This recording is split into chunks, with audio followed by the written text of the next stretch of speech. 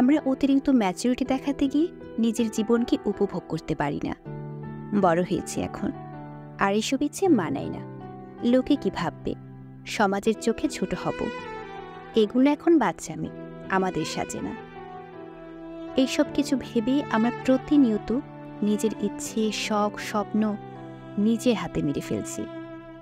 অতঃপর নিজেকে মৃত্যু মনে করে অনুভূতিহীন হয়ে জীবন পার করছি।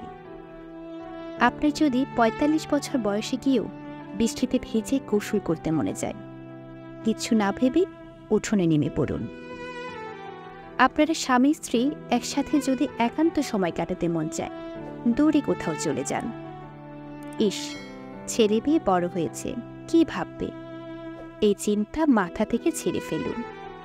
বুড়ো বয়সে যদি আপনার ভালোবাসার অর্ধাঙ্গিনীর চুলে বেনি করতে মন চায়, তাও করে দিন। নাতিপতি হয়েছে তো কি হয়েছে, আনন্দ নিয়ে জীবন কাটান। কলিগের সাথে আড্ডায় বসিয়ে যদি আপনাকে ফর্মালিটি মেনটেন করতে হয়, তাহলে আড্ডা থেকে চলে আসুন। পাড়ার দোকানে চা নিয়ে ছোট্টকালের বন্ধুর সাথে আড্ডায় মাতুন, অন্তত মন খুলে কথা বলতে পারবেন। প্রেমিকের হাত ধরে ভালোবাসে বলতে মন যাচ্ছে, কানে সাদা গোলাপ ফুল দিতে মনে যাচ্ছে, পায়ে পায়েল পরাতে ইচ্ছে করছে, করে ফেলুন। কারণ ম্যাচুরিটি দিয়ে কখনো ভালোবাসা হয় না, একটু পাগলামি থাকতেই হয়, তবেই না ভালোবাসাটা সুন্দরময় হয়।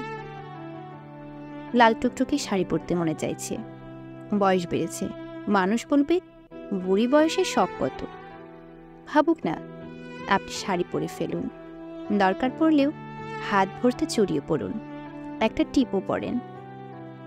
ইচ্ছাটাকে মাটি চাপা দিতে নেই।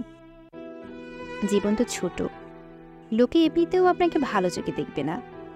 তাদের কথা ভেবে অতিরিক্ত ম্যাচুরিটি দেখাতে গিয়ে জীবনকে অসুন্দর করবেন না। নিজের ভালো থাকার জন্য হলেও একটু পাগলামি করুন, সুন্দর করে জীবনকে উপভোগ করতে পারবেন।